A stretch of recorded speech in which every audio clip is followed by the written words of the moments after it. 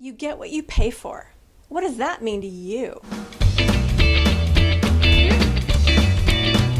Hi, this is Carma Spence, the Own Your Awesome in Business and Life coach on my next installment in the Pay Me What I'm Worth journey. Today, I'm going to be discussing Chapter 6, which is titled, You Get What You Pay For. Now, to help me, I asked some friends that very question. What does you get what you pay for mean to you? Here's what they had to say. You get what you pay for. What does that mean to you? Well, nothing is free. You get very poor quality if you don't pay the equivalent values for that, especially when it's in service. People won't give you good service unless you pay for it. Everyone have to live and everyone have to make money. So that's the fact. They always have to think about what the provider is expecting. You get what you pay for. What does that mean to you? When you have a dent in your car and the body shop says it's going to be $1,000 and a guy comes by you in a car and says, hey, I can fix that dent for $300. Guess what? You get what you pay for. Good morning, I'm Ryan Arceri. You get what you pay for.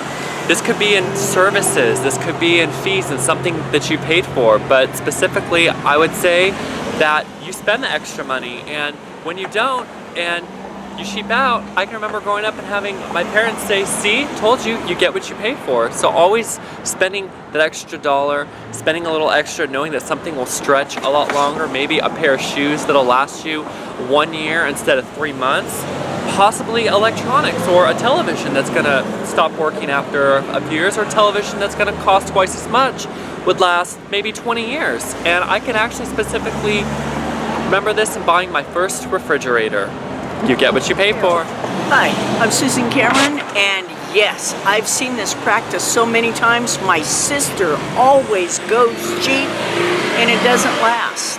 I personally think that you should pay the extra bit of money, and that shirt will last. That pair of pants will last. Those pair of shoes will last. That food will be more beneficial to your body. You get what you pay for. Right. You get what you pay for. What does that mean to you? It means a value on something. You cannot pay a cheap amount of money, a small amount of money, and expect high-class things. The best things in life are not free. You get what you pay for. You shell out $1, you're going to get $1 worth. You shell out 100, you'll get $100 worth. I have to admit that on one hand, I agree with them. Yes, often when you pay more money, you get higher quality.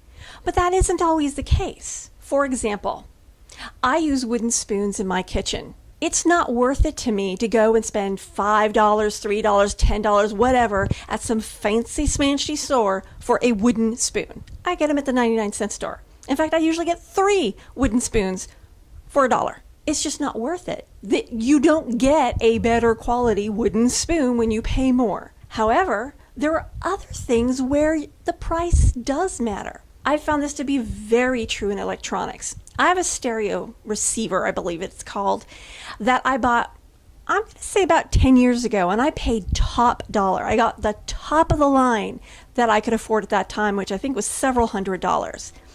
That receiver is still in very good condition and giving me high quality sound. So I got a very good value, something that's lasted me a long time. When I was younger and paid a lot less for my stereos, they didn't last me even close to this long. They fell apart. So there's a balance of give and take when it comes to you get what you pay for. Sometimes paying more gives you more. Sometimes it does not.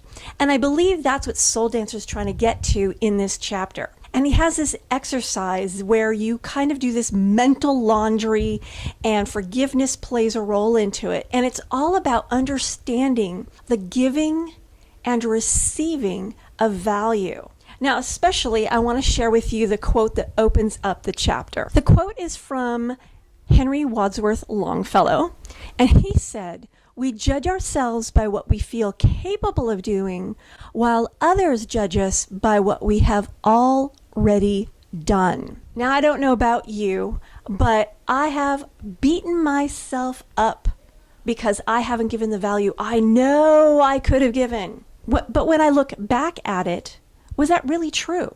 Maybe, given other circumstances, I could have done a better job, but in that moment, I was giving my 100%, the 100% I had at that moment. So when you look at what you've received in your life and how much you paid for what you received, where do you feel you end up? Were you taken to the cleaners? Or did you receive the value you paid for? And regardless of the answer, it is what it is. It is in the past. Forgive what needs forgiving and move on. Again, have you always given what you were paid for? Again, what you did is what you did. It's in the past. Forgive and move on. But the key thing here is take a look at all these experiences and learn from them. Because as you grow your wisdom bank, you grow your worth.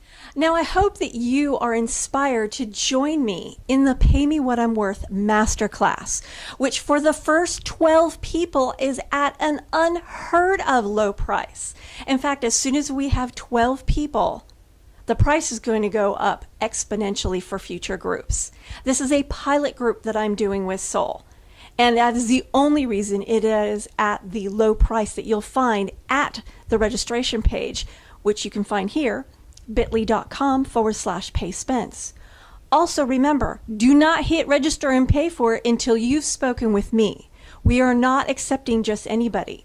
You need to schedule a session to talk with me. Find out if you really are ready for this class, because you may not be. It may not be the right time for you. Sign up for that session with me and we'll find out, are you ready to get paid what you're worth?